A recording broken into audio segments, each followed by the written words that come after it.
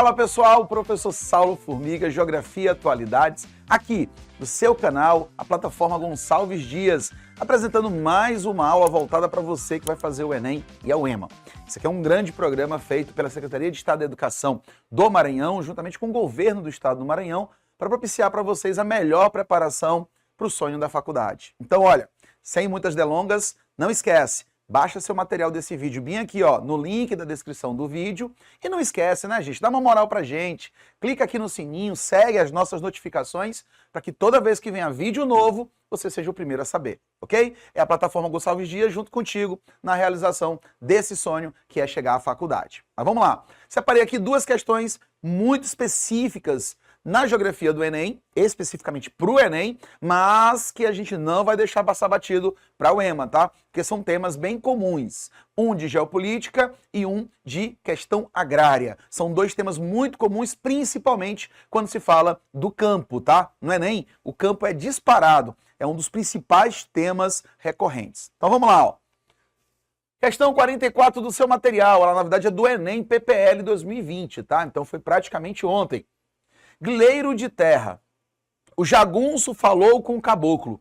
Conversando nas suas varandas, meu patrão vai tomar suas terras. Tá cercado por todas as bandas. Acho bom sair quanto antes. Pague ou pegue a sua família e se manda. Porque saibas que um mau acordo é melhor do que uma boa demanda. A situação de conflito descrita é característica de espaços rurais onde ocorre o processo de... Percebam, o começo da questão já traz um título extremamente chamativo. Grileiro de terra. Quem é o grileiro? Se você imprimiu o seu material e está aí, ó, copiando, à medida que esse vídeo vai avançando, veja só, puxa uma setinha aqui em cima de grileiro e coloque aí. Aquele que falsifica documento de terras. Isso mesmo. O grileiro tem esse nome porque costumeiramente ele falsifica o documento de propriedade da propriedade da fazenda, do sítio, da chácara, seja lá qual for o lote, e ele costuma colocar isso numa caixinha de sapato repleta de grilos. Mas, Saulo, por que eles colocam grilos, né? Olha só, que coisa maluca. É porque o grilo, ele vai fazer com que haja o desgaste desse papel. Vai fazer com que esse papel passe a ter uma imagem de envelhecido. Ele vai ficar com traços amarelados e com algumas perfurações. Então, quando ele apresenta esse documento falso para o proprietário da terra, ou aquele que tem a posse da terra, ele passa a ideia de que aquele documento é um documento antigo, para tentar dar um pouco mais de validação à sua narrativa. E com isso, ele acaba se aproveitando da humildade das pessoas e muitas vezes da sua vulnerabilidade. Então, por isso, grileiro de terra, aquele que falsifica. Normalmente eu não estou falando de uma pessoa vulnerável, eu estou falando de uma pessoa que tem poder econômico, que tem poder político ou está associado a ele. É uma verdadeira quadrilha. Basicamente, o que eu tenho é uma atitude criminosa, ok? Agora o detalhe. Já que a gente tocou nesse assunto, vamos rapidinho fazer um raio-x sobre a questão agrária. Gente, anote aí, ó. Quando você fala do problema do campo no Brasil, evidentemente o maior problema de todos é o acesso à terra. Nem todo mundo tem acesso à terra, embora isso seja um direito constitucional, que é a nossa Carta Magna. Só que tem um detalhe, ao longo do processo histórico, o Brasil nasceu como colônia de exploração. E aí, baseado num sistema completamente externo, a gente teve a ocupação pautada na grande propriedade. Se você lembrar bem, o Brasil começa com as capitanias hereditárias, que nada mais é do que o território brasileiro dividido em 15 grandes porções. Mesmo depois das capitanias serem extintas e as terras serem retomadas pela coroa, logo depois nós tivemos a introdução do regime de plantation. Anota isso aí, ó. A plantation nada mais é do que a grande lavoura de exportação. Inclusive começando com açúcar, chegando ao algodão, ao cacau, claro, e por fim o café. Normalmente usando grande número de trabalhadores escravos no primeiro momento e logo depois, com a abolição da escravatura, a plantation passa a usar também o trabalho assalariado, mal remunerado. Não esquece. Bem, o detalhe importante é que com o advento da plantation, ou das plantations, isso acabou gerando um fortalecimento do grande produtor rural. O Brasil, você sabe muito bem, ao longo da história, viveu ciclos econômicos. Então esses ciclos acabaram por empoderar essa elite, essa aristocracia rural, fazendo com que o sonho da ocupação da terra se tornasse ainda mais distante. De lá para cá, a agricultura se modernizou, mas essa modernização não chega a todos da mesma forma. O campo é hoje o campo mais moderno que você já viu na história. Eu estou falando de drones, eu estou falando de uma mecânica altamente automatizada. Eu tenho tratores ou simplesmente máquinas agrícolas de última geração guiadas pela internet. Então é claro que não há nada de mais moderno como esse que eu citei para vocês. Só que isso não é do campo inteiro. É apenas aquela parte que concentra muitas terras, mas nas mãos de poucos. Como nem todo mundo tem acesso à terra, sabe qual é a consequência?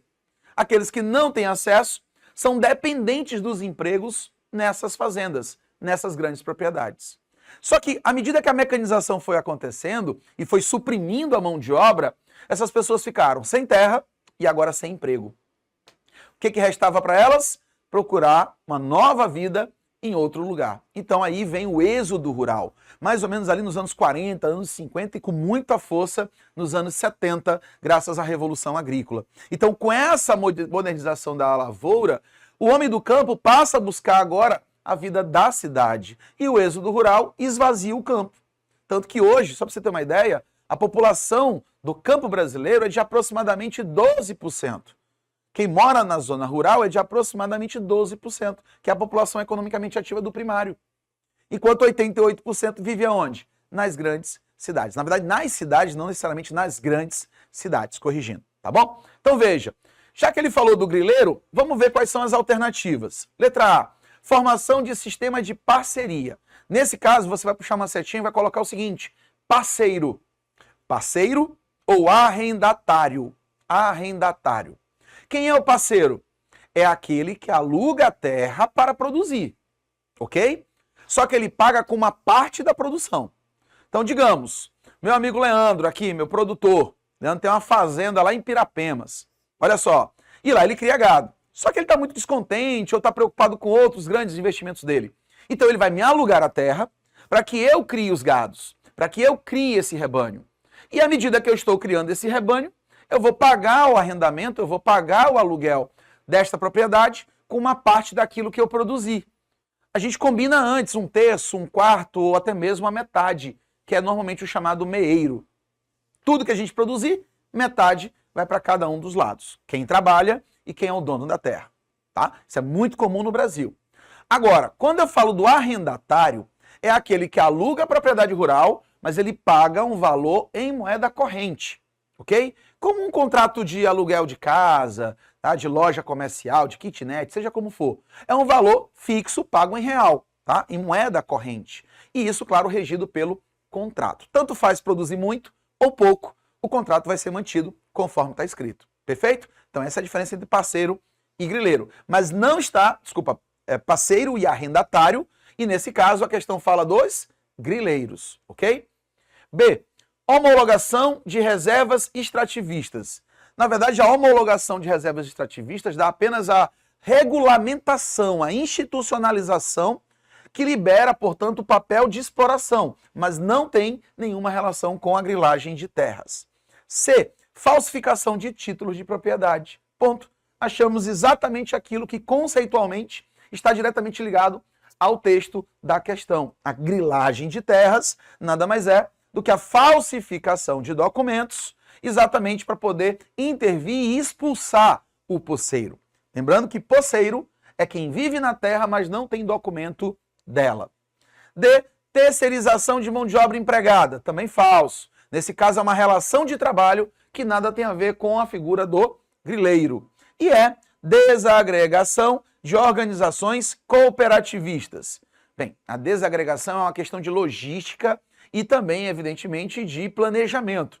Nesse caso, não é algo bem específico da grilagem das terras, mas algo que é muito comum no campo brasileiro. Então, por isso, você vai marcar letra C, a única resposta correta. Perfeito?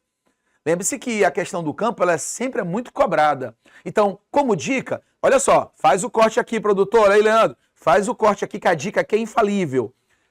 Campo, presta atenção, campo vai estar na tua prova. Se você vai fazer o Enem, evidentemente vai cair campo. E vai cair campo como? Provavelmente afetado pelos processos de produção do campo brasileiro, em especial agronegócio. Esse é o destaque sempre, o agronegócio. Então leia sobre o campo brasileiro e sobre a Revolução Agrícola e Revolução Verde, que foi imposta ao Brasil a partir da década de 50 do século passado e que tornou o Brasil um dos maiores produtores do mundo, tanto que nós somos conhecidos como o celeiro agrícola do mundo. Então toma cuidado com esse tema, porque é um tema recorrente. Anotou? Beleza? Então segue para a próxima. Segunda questão. A criação do Kurdistão independente é uma das questões geopolíticas latentes no Oriente Médio.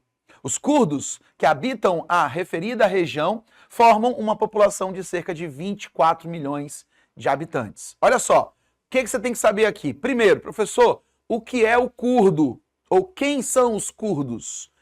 Anota, para tudo, olha só. Os curdos são o povo mais antigo ainda vivo sobre a face da Terra. Certo? Você já ouviu falar de fenícios? Você já ouviu falar em hebreus? Você já ouviu falar de judeus? Pois é, os curdos são mais antigos do que todos esses povos que eu citei para vocês, ainda vivo sobre a terra. Ele fica ali entre a Síria, a Turquia, o Irã, o Iraque. Só que tem um detalhe, o povo curdo não conseguiu se emancipar num ponto de vista territorial. Eles não exerceram o que a gente chama de territorialização.